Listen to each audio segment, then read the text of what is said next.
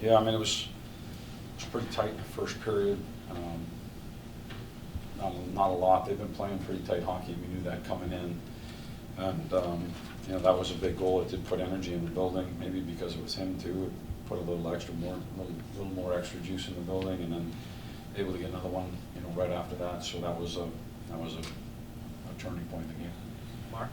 Peter, after that first period, was there any part of you that wanted to try to push some buttons to kind of spark things a little bit? I think maybe a double shifted Panarin, and they had Rempe in earlier, and that line in earlier. Was there anything that we concerted at the first period you wanted to do?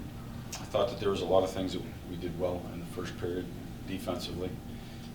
Offensively, like I said, they've kept things close to the vest. And so we talked about changing a couple things after the first period to try and get a little bit better. You know, with regard to Panarin, that's nothing that I haven't done throughout the course of the year, just trying to get him out on the ice a little bit more when I can. Go to Dan. Peter, the reaction that Matt Rempe's gotten really since he's been here, I mean, you've coached in the league a long time. Is there anything that compares to this from what your experiences are? A guy who comes in and kind of out of nowhere and has this type of energy from the crowds?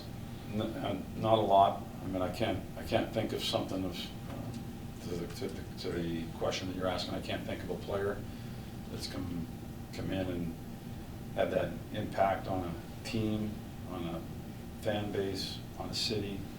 He's and he, you know, if you watch him, you look at him, he just smiles. You know, he's just happy, loves being here, loves to play the game, and he's been great. But I can't think of anybody off the top of my head. Let's go to Johnny. Peter, having coached a lot of the guys on the other side, in the third period, you could sense their frustration.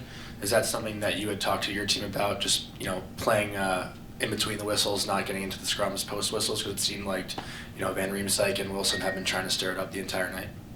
Yeah, I thought I mean, it was competitive. I've watched the games that happened last night.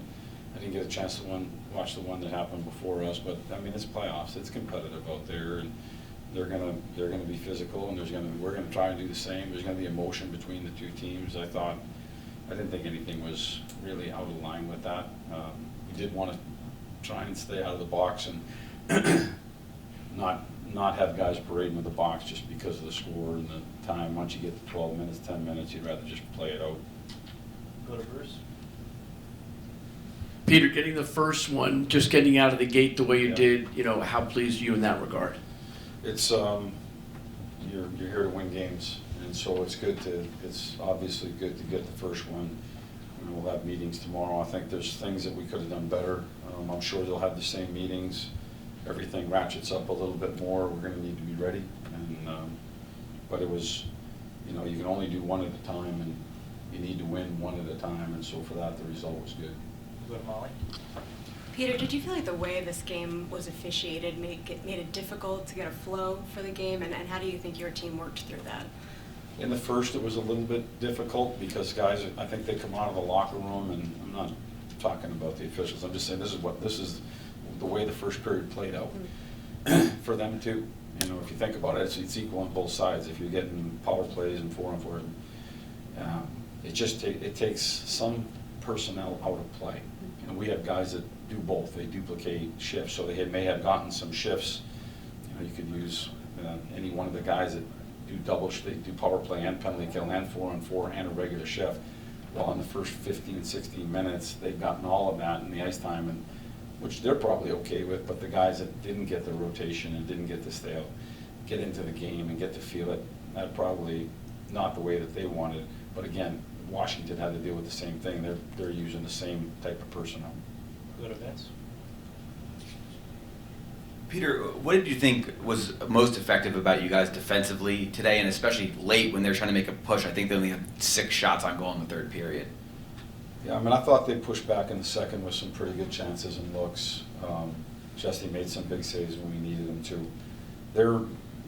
The hockey that they've been playing, the way we've scouted, is that they're a little bit more low event, and so not as high with the offense, but it's harder to generate as well, just closer to the vest. And so the game actually played out probably the way that I thought we would. I don't think that we were off the chart with chances. I thought we defended pretty good. Go to Mark again. Speaking to defending, can you speak to your penalty kill today? I mean, their power play have been pretty good since the All-Star break, I guess. And Yeah, I mean, there's talented players on that team. That power play has been effective for, 10, 12 years in the NHL. They've been a really good group. I think our penalty kill's been on point as well, though. Not just today in the playoffs, but down the stretch. I think we've done a pretty good job. Go to Greg. Curious about the penalty kill as well. Does having coached them give you some insight as far as tendencies and a lot of the personnel they have on their top unit you coached? Does it give you any insight to trying to stop them?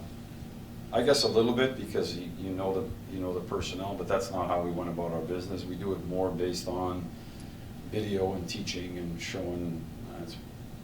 I would imagine that's the way that most teams operate. You take a look at what you're going to be up against, you get some video clips, you bring it into a meeting, you try to talk about a game plan on what you want to do, and go from there. So I know where Ovi's going to stand.